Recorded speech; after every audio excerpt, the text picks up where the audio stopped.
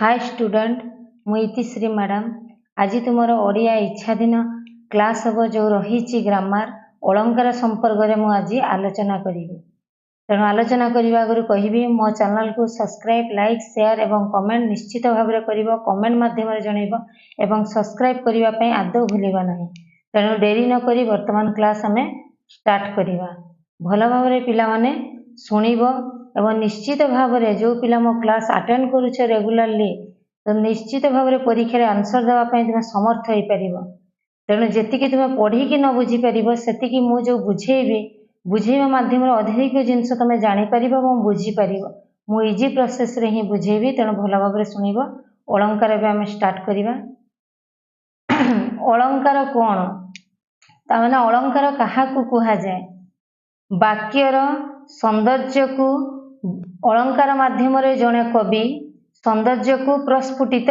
करिथांती वाक्यर जो सौंदर्य रही अलंकार माध्यम जड़े कवि कौन करथांती ना तार सौंदर्य को फुटाई उठाई थांती तेणु साधारण अर्थ रे कहिले वाक्यर सौंदर्य होची अलंकार तेणु वाक्यर सौंदर्य ताले कौन पिला माने वाक्यर सौंदर्य होची अलंकार अलंकार माध्यम ही वाक्यर सौंदर्य फुटी उठी थाए मनीष शरीर सौंदर्य जेपरी अलंकार माध्यम सौंदर्य फुटी उठी थाए अलंकार बिना नारीटीए विधवा परी मने होई थाए नारीटीए निज सौंदर्य को विमंडित करने जो अलंकार परिधान करिथाए ताकू अलंकार कह जाए या लिखिबा नहीं पिला अलंकार कह जाए अलंकार को साधारणतः दुई भाग में विभक्त करा जायछि केते भाग में पिला विभक्त करागला दुई भाग में गोटे होची शब्द अलंकार गोटे होची अर्थ अलंकार तेणु मुझे रिपीट आउ थे करुच्ची आम जदि साधारण भाषा कहवा अलंकार बिना नारीटीए विधवा परी मन होता है जो नारीटीए देख अलंकार परिधान करे तार सौंदर्य फुटी उठी थाए ठीक सेमिति काव्यर जो रही सौंदर्य क्या माध्यम प्रस्फुटित हुए बा फुटी उठे से हूँ अलंकार माध्यम तेणु कवि मैंने कौन करिथांती ना काव्य विभिन्न अलंकार युक्त करी तार सौंदर्य को फुटाई उठी थांती तेणु पिला माने बुझी पारल वर्तमान नेक्स्ट क्लास को नेक्स्ट जीवा आम आमर 2 नंबर रही कौन ना अलंकार को केते भाग में विभक्त करा जायछि आलोचना कर अलंकार को केते भाग में विभक्त करागला ना अलंकार को साधारणतः 2 भाग में विभक्त करा जायछि जोटा ऑलरेडी मु कहि सारलेनी गोटे होची शब्द अलंकार गोटे होची अर्थ अलंकार तेणु से संपर्क वर्तमान आलोचना करिबा नेक्स्ट जीवा वर्तमान पिला माने शब्द अलंकार तेणु शब्द अलंकार कौन बा केते भाग में विभक्त करा जायछि तेणु शब्द अलंकार को साधारणतः 3 भाग में विभक्त करा जायछि केउ अलंकार संपर्क रे आमे आलोचना करिछु वर्तमान ना आमे शब्द अलंकार संपर्क रे आलोचना करछु ताको केते भाग में विभक्त करागला ना 3 भाग में विभक्त करागला कौन कौन ना अनुप्रास अलंकार जमक अलंकार आ गोटे हला श्लेष अलंकार बुझी पारला पिला शब्द अलंकार को केते भाग में विभक्त करागला अनुप्रास अलंकार जमक अलंकार आ गोटे हला श्लेष अलंकार नेक्स्ट वर्तमान पिला जीवा अर्थ अलंकार तेणु शब्द अलंकार केते भाग रे ना 3 भाग रे वर्तमान अर्थ अलंकार को केते भाग में विभक्त करा जायछि ना 5 भाग में विभक्त करा जायछि केते भाग रे ना 5 भाग रे कौन कौन ना उपमा अलंकार रूपक अलंकार उत्प्रेक्ष अलंकार व्यतिरेक अलंकार आ गोटे होछि विभावना अलंकार केते भाग में विभक्त करागला ना 5 भाग रे केउ अलंकार को 5 भाग में विभक्त करागला ना अर्थ अलंकार को 5 भाग में विभक्त करागला बुझी पारल पिला वर्तमान नेक्स्ट क्लास को आमे जीवा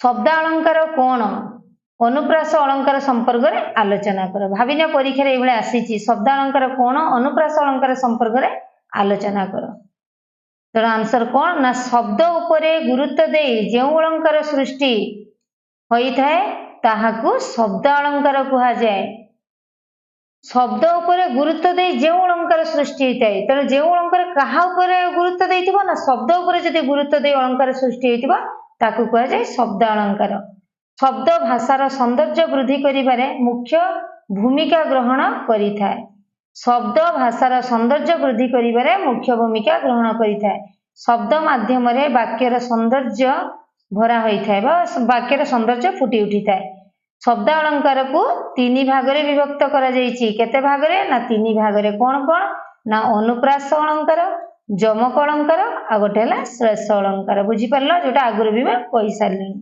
तेणु नेक्स्ट वर्तमान जीवा अनुप्रास अलंकार।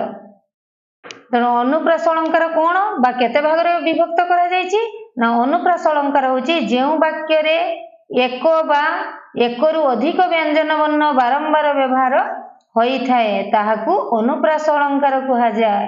तेणु पिला माने भल भाव रे सुनिबो जेउ वाक्य रे एक बा एक रु अधिक व्यंजन वर्ण बारंबार व्यवहार होइतिबो व्यंजन वर्ण कोठु आरंभ ना को रु व्यंजन वर्ण आरंभ स्वरवर्ण कोठु आरंभ ओ रु ओ पर्यंत। तेणु जोठी बारंबार व्यंजन वर्ण आवृत होइतिबो बा व्यवहार होइतिबो ताकू अनुप्रास अलंकार कहा जाय। अनुप्रास अलंकार को पांच भाग रे विभक्त करा जायछि केते भाग रे ना पांच भाग रे। गोटे होछि छेकानुप्रास अलंकार, वृत्त्यानुप्रास अलंकार, श्रुत्यानुप्रास अलंकार, लाटानुप्रास अलंकार एवं अन्त्यानुप्रास अलंकार। तेणु अनुप्रास अलंकार केते भाग रे विभक्त करा गला ना पांच भाग रे विभक्त करा गला। वर्तमान सेगुडा में आलोचना करिबा भल भाव रे सुनुथबो पिला। नेक्स्ट जीवा वर्तमान छेकानुप्रास अलंकार। तेणु प्रथम जो अनुप्रास अलंकार को पांच भाग रे विभक्त करा गला वर्तमान ताको आलोचना मु करिबी। छेकानुप्रास अलंकार जेउ वाक्य रे एकाधिक व्यंजन वर्ण एकाधिक कइले बहुत गुडा एकाधिक व्यंजन वर्ण समान रही क्रम अनुसार बारंबार आवृत हेले ताकू छेकानुप्रास अलंकार को कहा जाय। एकाधिक व्यंजन वर्ण थिबो एवं समान रहिथिबो एवं क्रम अनुसार यदि आवृत होउथिबो बारंबार ताकू छेकानुप्रास अलंकार कहा जाय। उदाहरण दिया कौन ना देखी नब कालिका बकालिका मालिका आलिकालिका कांतस्मरी रक्षा केमंत करी करिबा मत करी गतिकी एमंत विचारी एटा चौटा विचारी गो सहचरी। एही वाक्य रे को वाक्य ना ये जो उदाहरणटा एही वाक्य रे को आउल क्रमान्वय रे बारंबार उच्चारित होइथिबारु यह छेकानुप्रास अलंकार अटे। क्रम अनुसार देखिबो को आउल को आउल को आउल को हळ को देखो क्रम अनुसार बारंबार रहिछि। तेणु एटा होछि कोन ना छेकानुप्रास अलंकार। बुझि परला पिला माने। वर्तमान नेक्स्ट जीवा में वृत्त्यानुप्रास अलंकार। वृत्त माने जानिछ ई गोल एटा को कहै जे वृत्त। तेणु वृत्त्यानुप्रास अलंकार कोन ना जेउ वाक्य रे गोटिए व्यंजन वर्ण केवल गोटिए ही व्यंजन वर्ण बारंबार उच्चारित होइथाय ताकू वृत्त्यानुप्रास अलंकार कहा जाय। जेउ वाक्य रे गोटिए व्यंजन वर्ण थिबो बारंबार आवृत होउथबो ताकू कोन कहा जाय ना वृत्त्यानुप्रास अलंकार। उदाहरण दिया छेठी उत्कल कमल विलास दीर्घिका मोराल मालिनी नीलांबु चिलिका। एही वाक्य रे कोल व्यंजन वर्ण बारंबार आवृत्ति होइतिबारे वृत्त्यानुप्रास अलंकार। देखो सब जगह रे कोल कोल कोल रहिछि। बुझि परला पिला। तेणु एटा होछि वृत्त्यानुप्रास अलंकार। वर्तमान नेक्स्ट जीवा श्रुत्यानुप्रास अलंकार काहाकू कहा जाय आलोचना करो। जेउ व्यंजन वर्ण कंठ तालु दंत अष्ट मध्य उच्चारित होउथिले ताकू कोन कहा जाय ना श्रुत्यानुप्रास अलंकार कहा जाय। तेणु जो व्यंजन वर्ण आम उच्चारण करने समय जदि कंठ को स्पर्श करके आसुव तालु को स्पर्श करके आसुव दांत को स्पर्श करके आसुव अष्ट कहले ओठ को स्पर्श करके आसुव ये हम पिला ये अष्ट को स्पर्श कर आसुव ताकू कौन कौ अलंकार कह जाए ना श्रुत्यानुप्रास अलंकार कह जाए। उदाहरण दिखाई पर परजांक वित्त रहिले बले सुर सुर देश त्रासे विरस हेले। एठी वर्तमान भल भाव शुणव। प्रथम पादरे कहले कौन ना यही पादरे प्रथम पादरे प आउ बो रही जोटा प आउ सॉरी प आउ एठी स हबो। प्रथम पादरे कौन ना प रही देख। द्वितीय पादरे कौन रही ना स रही। पटा वर्तमान उच्चारण कल पटा को कहल प प बारंबार कह देख ओठ को स्पर्श करके पटा आसुना नहीं। द्वितीय पादरे रही स बारंबार कहले देख दांत को स्पर्श करके आसुची। तेणु एगुड़ा है श्रुत्यानुप्रास अलंकार। बुझिपार पिला। बर्तमान नेक्स्ट आम जा लाटानुप्रास अलंकार जो रही आमर लाटानुप्रास अलंकार। शब्द अर्थर पुनरुक्ति हेबा सत्वे उभयंक मध्य तात्पर्यगत पार्थक्य देखागले ताहाकू लाटानुप्रास अलंकार कहा जाए। शब्द अर्थर पुनरुक्ति हेइथिबो एवं तांको मध्यरे उभयंक मध्यरे कोन हेइथिबो ना जदि अल्प किछि पार्थक्य देखा देइथिबो ताकू लाटानुप्रास अलंकार कहा जाए। उदाहरण कोन दियाला कष्ट महिधर महिधर कंटक କଳମସ ବାରଣ ବାରଣ ଅନ୍ତକ। ଏହି ବାକ୍ୟରେ ମହିଧର ବାରଣ ଶବ୍ଦ ମଧ୍ୟରେ ତାତ୍ପର୍ଯ୍ୟଗତ ତାତ୍ପର୍ଯ୍ୟ ହବ ତାତ୍ପର୍ଯ୍ୟଗତ ପାର୍ଥକ୍ୟ ରହିଥିବାରୁ ଏହା ଲାଟାନୁପ୍ରାସ ଅଳଙ୍କାର ଅଟେ। ମହିଧର ଏବଂ ବାରଣ ତା ମଧ୍ୟରେ ଜଷ୍ଟ ଅଳ୍ପ କିଛି ପାର୍ଥକ୍ୟ ରହିଥିବାରୁ ତାକୁ କୁହାଯାଏ ଲାଟାନୁପ୍ରାସ ଅଳଙ୍କାର। ବର୍ତ୍ତମାନ ନେକ୍ସଟ ଆମେ ଯିବା ଅନ୍ତ୍ୟାନୁପ୍ରାସ ଅଳଙ୍କାର। ଅନ୍ତ୍ୟାନୁ କହିଲେ ଶେଷ, ବୁଝିପାରିଲ ପିଲା? ଅନ୍ତ୍ୟାନୁପ୍ରାସ ଅଳଙ୍କାର ଯେଉଁ ବାକ୍ୟରେ ଅନ୍ତ କହିଲେ ଶେଷ, ଉପାନ୍ତ କହିଲେ ଆରମ୍ଭ, ଯୋଉଟା ବ୍ୟଞ୍ଜନ ବର୍ଣ୍ଣ ପୂର୍ବ ପରପଦ ସ୍ୱରବର୍ଣ୍ଣ ରହି ଆବୃତ କରାଗଲେ ତାକୁ ଅନ୍ତ୍ୟାନୁପ୍ରାସ ଅଳଙ୍କାର କୁହାଯାଏ। ଯେଉଁ ବାକ୍ୟର ଅନ୍ତ ଉପାନ୍ତ ବ୍ୟଞ୍ଜନ ବର୍ଣ୍ଣର ପୂର୍ବ ଓ ପରବର୍ତ୍ତୀ ସ୍ୱରବର୍ଣ୍ଣ ରହିଥିବ ଆବୃତ କରାଗଲେ ତାକୁ ଶ୍ରୁତ୍ୟାନୁପ୍ରାସ ଅଳଙ୍କାର ଅନ୍ତ୍ୟାନୁପ୍ରାସ ଅଳଙ୍କାର କୁହାଯାଏ। ଉଦାହରଣ କଣ ଦେଲି ମୁଁ ନା ଅପ୍ରାକୃତ, ଭଲ ଭାବରେ ଶୁଣିବ, ଅପ୍ରାକୃତ ପ୍ରେମ ତା ନାମ କାମ, ଆୟତ୍ତ ରହେ କି ସେ ହେଲେ ବାମ।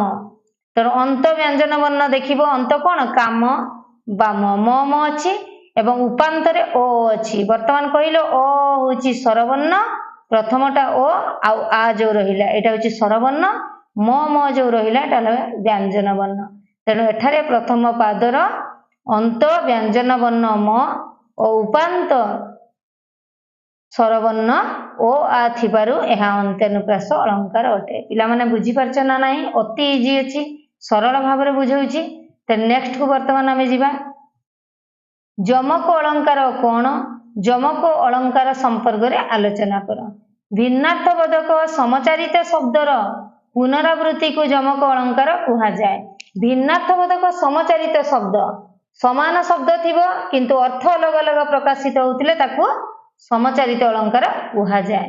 ତେଣୁ ଏଇଠି ମୁଁ କଣ ପଢେଇଲି ନା ଭିନ୍ନାର୍ଥବୋଧକ ସମଚାରିତ ଶବ୍ଦର ପୁନରାବୃତ୍ତିକୁ ଯମକ ଅଳଙ୍କାର କୁହାଯାଏ। କେଉଁ ଅଳଙ୍କାର କୁହାଯାଏ? ନା ଯମକ ଅଳଙ୍କାର କୁହାଯାଏ। ଯମକ ଅଳଙ୍କାରକୁ ସାଧାରଣତଃ 5 ଭାଗରେ ବିଭକ୍ତ କରାଯାଇଛି। କେତେ ଭାଗରେ? ନା 5 ଭାଗରେ। କଣ କଣ? ନା ଆଦ୍ୟ ଯମକ ଅଳଙ୍କାର, ମଧ୍ୟ ଯମକ ଅଳଙ୍କାର, ପ୍ରାନ୍ତ ଯମକ ଅଳଙ୍କାର, ମାଳ ଯମକ ଅଳଙ୍କାର ଏବଂ ସର୍ବ ଯମକ ଅଳଙ୍କାର। ଆଦ୍ୟ କହିଲେ ଆରମ୍ଭ, ମଧ୍ୟ କହିଲେ ମଝି, ପ୍ରାନ୍ତ କହିଲେ ଶେଷ ଏବଂ ମାଳ ଯମକ ଅଳଙ୍କାର କହିଲେ କଣ? ନା ମାଳ ମାଳ ହେଇକି ରହିଥିବ, ସର୍ବ କହିଲେ ସବୁ ଗୁଡା ସମାନ ଥିବ। ବୁଝିପାରିଲ ପିଲା? ବର୍ତ୍ତମାନ ନେକ୍ସଟ ଯିବା ଆଦ୍ୟ ଯମକ ଅଳଙ୍କାର। ପରୀକ୍ଷାରେ ପଡିଥିବ ଆଦ୍ୟ ଯମକ ଅଳଙ୍କାର କାହାକୁ କୁହାଯାଏ? ଉଦାହରଣ ସହ ଆଲୋଚନା କର। ଧର ପରୀକ୍ଷାରେ ପଡିଲା କେମିତି ଲେଖିବ? ନା ଏଇଗୁଡା ହିଁ ଲେଖିବ। ବାକ୍ୟର ଆରମ୍ଭରେ ଯମକ ରହିଲେ ତାକୁ ଆଦ୍ୟ ଯମକ ଅଳଙ୍କାର କୁହାଯାଏ। ବାକ୍ୟର ଆରମ୍ଭରେ ଯଦି ଯମକ ଥିବ ତାକୁ କଣ କୁହାଯାଏ? ନା ଆଦ୍ୟ ଯମକ ଅଳଙ୍କାର। ଉଦାହରଣ କଣ ଦିଆହେଇଛି? ବରଜି ବରସେ ଦେଇ ମାନସ, ବରଜି ବରସେ ଅମେଧ ଗ୍ରାସ। ଛକି ଛକି ଦେଇଦେଲି କାହିଁକି? ନା ତୁମେ ଜାଣିଛ ଏତେ ଗୁଡା ଲେଖି ହେବନି, ତେଣୁ ପରୀକ୍ଷାରେ ବି ଏମିତି ଛକି ଛକି ଦେଲେ ଚଳିବ। ଲାଷ୍ଟ କିନ୍ତୁ ଯୋଉ ପଦଟା ରହିଛି ଲେଖିବା ପାଇଁ ପଡିବ। ଜନେ ହସିବେ ଏହି ତହୁଁ ଫଳ, ଏତିକି ଲେଖିବ। ବୁଝିଲା? ଏଠାରେ ପ୍ରଥମ ପାଦରେ ଥିବା ବରଜି ବରସେର ଅର୍ଥ ଶ୍ରେଷ୍ଠ ଜୀବ ବା ଗାଈର କ୍ଷୀର ଏବଂ ଦ୍ୱିତୀୟ ପାଦରେ ବରଜୀବ ରସେ ର ଅର୍ଥ ବର୍ଷକ ପର୍ଯ୍ୟନ୍ତ। ତେଣୁ ଏଇଠି ଯମକ ଦେଖ, ଆରମ୍ଭ ଯମକ ସମାନ ଅଛି ନା ନାହିଁ? ସମାନ ଅଛି କିନ୍ତୁ ଅର୍ଥ ଅଲଗା ଅଲଗା ପ୍ରକାଶିତ ହେଇଥିବାରୁ ଏହା ହଉଛି ଆଦ୍ୟ ଯମକ ଅଳଙ୍କାର। ବୁଝିପାରିଲ ପିଲା? ବର୍ତ୍ତମାନ ନେକ୍ସଟ କୁ ଆମେ ଯିବା ମଧ୍ୟ ଯମକ ଅଳଙ୍କାର। ମଧ୍ୟ କହିଲେ ମଝି। ଭିନ୍ନାର୍ଥବୋଧକ ସମଚାରିତ ଶବ୍ଦ ପାଦର ମଝିରେ ପୁନରାବୃତ୍ତି ହେଲେ ତାକୁ କଣ କୁହାଯାଏ? ନା ମଧ୍ୟ ଯମକ ଅଳଙ୍କାର କୁହାଯାଏ। ଭିନ୍ନାର୍ଥବୋଧକ ସମଚାରିତ ଶବ୍ଦ ପାଦର ମଝିରେ ଯଦି ପୁନରାବୃତ୍ତି ହଉଥିବ ବା ଉଚ୍ଚାରଣ ହଉଥିବ ତାକୁ କୁହାଯାଏ କଣ? ନା ମଧ୍ୟ ଯମକ ଅଳଙ୍କାର। ଉଦାହରଣ କଣ ଅଛି? ଦେଖରେ ନଳିନୀ ନଳିନୀ ନଳିନୀରେ ପୂରିତ, ଭ୍ରମନ୍ତି ଭ୍ରମରେ ଭ୍ରମରେ ଭ୍ରମରେ ଏ ଶୋଭିତ। ଏଇଠି ମଝିଟା ଦେଖ, ନଳିନୀ ନଳିନୀରେ, ଏଠି ଭ୍ରମରେ ଭ୍ରମରେ। ତେଣୁ ମଝି ଗୁଡା ସମାନ ଅଛି ନା ନାହିଁ? ତେଣୁ ଏଟା ହଉଛି କୋଉ ଅଳଙ୍କାର? ନା ମଧ୍ୟ ଯମକ ଅଳଙ୍କାର। ନେକ୍ସଟ ବର୍ତ୍ତମାନ ଯିବା ଏଇଠି ବାକ୍ୟଟା ଦେଇଦେଇଛି। ଏହି ବାକ୍ୟରେ ପ୍ରଥମ ପାଦରେ ନଳିନୀ ଏବଂ ଦ୍ୱିତୀୟ ପାଦରେ ଭ୍ରମରେ ଉଚ୍ଚାରଣ ଦୃଷ୍ଟି ସମାନ ହୋଇଥିଲେ ମଧ୍ୟ ଅର୍ଥ ଅଲଗା ହୋଇଥିବାରୁ ଏହା ମଧ୍ୟ ଯମକ ଅଳଙ୍କାର ଅଟେ। ବୁଝିପାରିଲ ପିଲା? ବର୍ତ୍ତମାନ ନେକ୍ସଟ ଯିବା ଆମେ ପ୍ରାନ୍ତ ଯମକ ଅଳଙ୍କାର। ପ୍ରାନ୍ତ କହିଲେ କଣ? ନା ଶେଷ। ଭିନ୍ନାର୍ଥବୋଧକ ସମଚାରିତ ଶବ୍ଦ ପାଦର ଶେଷରେ ପୁନରାବୃତ୍ତି ହେଲେ ତାକୁ ପ୍ରାନ୍ତ ଯମକ ଅଳଙ୍କାର କୁହାଯାଏ। ଉଦାହରଣ କଣ ଦେଇଛି?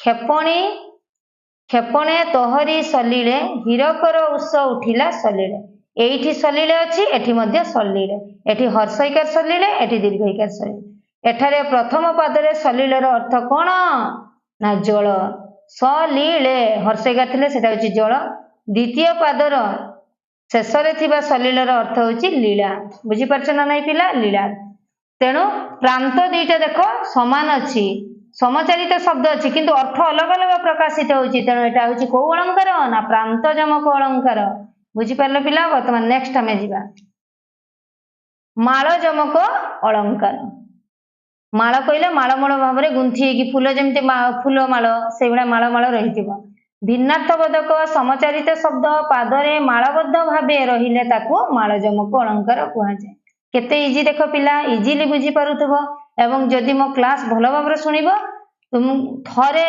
मात्र थरे माध्यम तुम बुझी पारे जोटा तुम्हें एग्जाम रे लिखिबारे समर्थ हो पार तो उदाहरण कौन देछि ना बृह भानु भानु भानु प्रभाताप नाही वृत तमाल माल मालती लता जही बुझेला पिला एठारे प्रथम पादरे भानु द्वितीय पादरे माल मालबद्ध भाव रही अर्थ अलग अलग प्रकाशित होइथिबारु यह माल जमक अलंकार अटे तेणु ये देख प्रथम पादरे भानु भानु रही मालबद्ध भाव द्वितीय पादरे माल माल माल माल रही तेणु यहाँ क्यों अलंकार ना माल जमक अलंकार बुझीपारछ पिला बर्तमान नेक्स्ट जीवा आमे सर्वजमक अलंकार सर्व कहले सबु गुड़ा समान थिबो भिन्नार्थबोधक समचारित शब्द पाद मध्य समान रही अर्थ अलग अलग प्रकाशित होतिले ताहाकू सर्वजमक अलंकार कुहाय वर्तमान उदाहरण कौन देछि ओहि मकर तापनाशे सभा सारस चक्रे ओहि मकर तापनाशे सभा सारस चक्रे एइटी ओहि रे टिके हाइफेन लागिछि किंतु देखो दीटा जाक पाद समान अछि ओहि मकर तापनाशे सभा सारस चक्रे ओहि मकर तापनाशे सभा सारस चक्रे तेने एइटी जदि उदाहरण भी परीक्षा रे एटा पडिला ओहि मकर तापनाश सभा सारस चक्रे ओहि मकर तापनाश सभा सारस चक्रे केउ अलंकार चिन्ह को अलंकार ना सर्वजमक कहीं सब गुड़ा समान अछि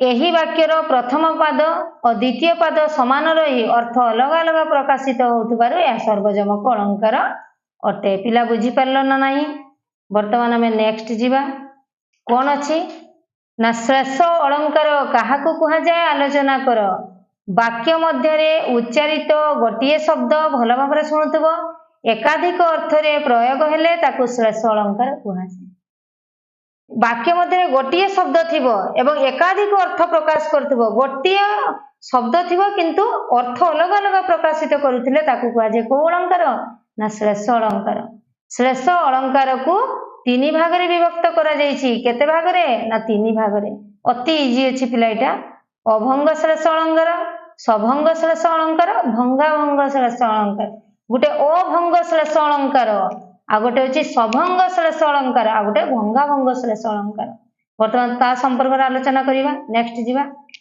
अभंग श्रेष्ठ अलंकार संपर्क रे वर्तमान मु आलोचना करिवि जेउठारे शब्द को न भांगी भिन्न अर्थ प्रकाशित होई थाए ताकू अभंग श्रेष्ठ अलंकार कुहा जाय माने शब्दटा को भांगीबा नाही किंतु अर्थ प्रकाशित होउतबो ताकू को अलंकार कुहा जाय ना अभंग अभंग माने न भांगी शब्द को उदाहरण कोन अछि मंदाक्षरे कामुख तू चाहिबु नाही ध्यान रे तापरा रसिबो अबा काहे एही वाक्य रे मंदाक्ष ध्यान शब्द को न भांगी अर्थ प्रकाशित होउतबार यह अभंग श्रेष्ठ अलंकार अटे मंदाक्षर को भंगा है नहीं ध्यान को भंगा है नहीं तेणु यह होची अभंग श्रेष्ठ अलंकार नेक्स्ट को वर्तमान जीवा सभंग श्रेष्ठ अलंकार अभंग माने भांगी की शब्द प्रकाशित होउतबो सॉरी न भांगी की तेणु सभंग श्रेष्ठ अलंकार कोन ने जेउठारे शब्द को भांगी भिन्न भिन्न अर्थ प्रकाशित